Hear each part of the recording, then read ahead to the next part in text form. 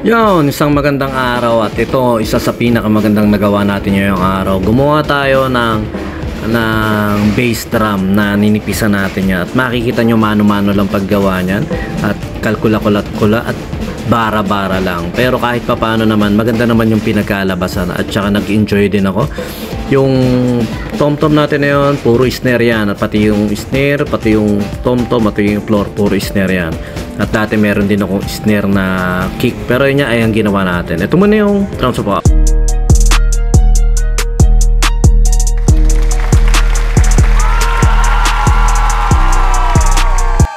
At ayun na nga, kaya natin ginawa yan dahil may nabili tayo isang 3-piece na kick at saka floor tom at saka tom kay paring Rich. Dahil nga gusto kong makagawa ng ganito talagang kick. Kaya bumili tayo ng 3 set na gano'n at mura lang naman natin nakuha. At ito nga ay pinag-eksperimento natin. Napakatagal na sa akin nung ano na ito nung kick na yan. At ayun nga, sobrang tagal niya, medyo pangit-pangit na napapangitan na rin ako. Pero ayun nga, yung pangit na bagay pwede natin i-recreate ba tawag doon o pagandahin muli. Hindi lang sa paglilinis kundi yung bagong idea. Hindi naman bagong idea dahil na kinukuha lang din naman natin yung mga idea ganyan sa iba. Kaysa bumili ako ng bagong ganyan na bass drum dahil mahilig nga tayo sa minikit sa mga maninipis, ginawa na lang natin. At ito ang umpisa natin ginawa. Una, syempre yung tropa nga natin, hindi siya pwedeng siya yung gumawa ng lalagari. Dapat dadalhin ko sa shop yan ng tropa natin na siya yung magpuputol. Kaso nga may lagnat daw at hindi raw siya makakapasok. Ang ginawa ko na lang, may lagari naman ako rito sa bahay, minano-mano na lang natin yung pagputol dyan. Nakita nyo naman, mano-mano lang yan at medyo matagal nga din. At sobrang init din dito sa bahay kaya pinagpawisan din tayo. Isang mabili, isang lagarian lang din yan. At pagkatapos natin lagarian, syempre nilinis muna natin yung mga paligid-paligid at tinanggal muna natin itong mga lugs na ito. At pagkatanggal natin sa mga lugs nga na yan, sinukat natin dun sa kabila at para kahit paano magka-idea tayo kung paano natin siya itatapat-tapat dun sa mga pagbubutasan natin. At ito nga, pinagtatanggal na natin yung mga parang lugs niya, yung mga tornilyuhan niya, basta ganyan. At itong isa nito, ipamimigay natin yan dun sa tropa natin para makagawa rin siya na isang kagaya nung ginawa natin na ganyan. Bibili lang siya ng mga lugs at saka ng hoops para kahit papano magamit din niya at makagawa rin siya ng ganong klase nung ginawa natin. At ito na nga yung ginawa natin, inunti-unti lang natin yan na buuin na medyo matagal-tagal at mabusisi at medyo kailangan din ng pag-isipan ng konti, pero madali lang gawin yan basta may barena ka lang at saka konting tiyaga. Kesa gumastos ka sa pagpapagawa, di ikaw na lang ang gumawa. Yan lang naman ang kailangan niya, barena. At saka syempre shoutout sa kapatid ko, kay Jeff. Dahil kay Jeff yung barena na yan, pag may kailangan ako na gamit, dun lang din tayo nanghihiram dahil siya kompleto siya ng mga gamit.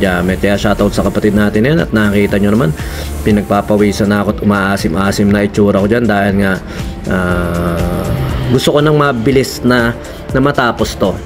At pagkatapos nga niyan, syempre yan, nilalagay na natin yung mga lugs, isang mabilisan lang yan. At saka yan talagang pangarap ko makapag-create na mapag-combine ng mga mini-kit. Bilang isang drummer, pangarap din natin syempre yung mga ganyan, yung mga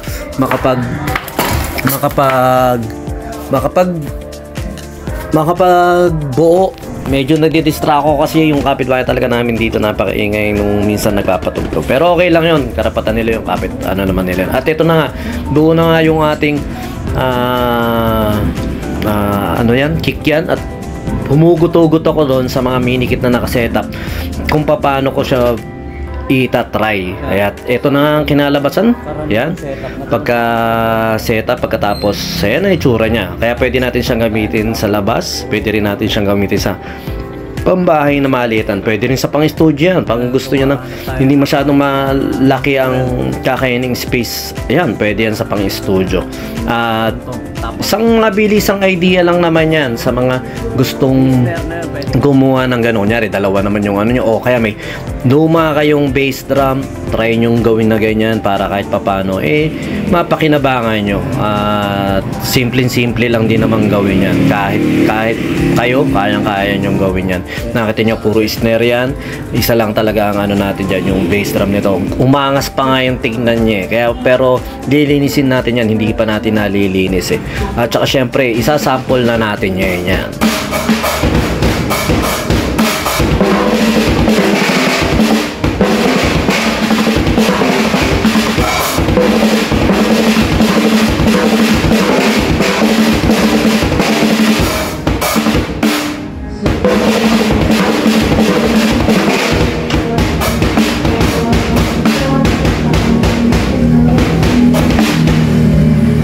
Ayun lang, maraming salamat syempre sa mga nanonood sa Drums Papawets. Saka syempre tuloy-tuloy lang tayo sa pagre-recreate, pagre-recycle na mga dapat at mga pwede nating recycle, lalo na patungkol sa drums, at saka lalo na sa mga idea patungkol sa drums, lalo na sa mga beat, mga tempo na pwede naman nating improvise. Basta yun, maraming salamat sa nagla-like, nagpa-follow, nagsusubscribe, at saka sa mga tropa natin na nagko-comment dyan sa Drums Papawets, at saka sa mga makakapanood na ito na mga kaapu-apuha natin. Tuloy lang kayo kung ano gusto nyo sa buhay. Basta enjoy nyo, lalo na kung matututo kayo mag-drums, enjoy nyo yan dahil napakasarap talaga mag-drums. Ayun lang. Tsaka syempre maraming salamat sa biyaya at sa talento na nagmula sa Diyos. Yan, lahat ng talento natin sa Kanya lang naman nagmula. Kaya yun, maraming salamat. God bless.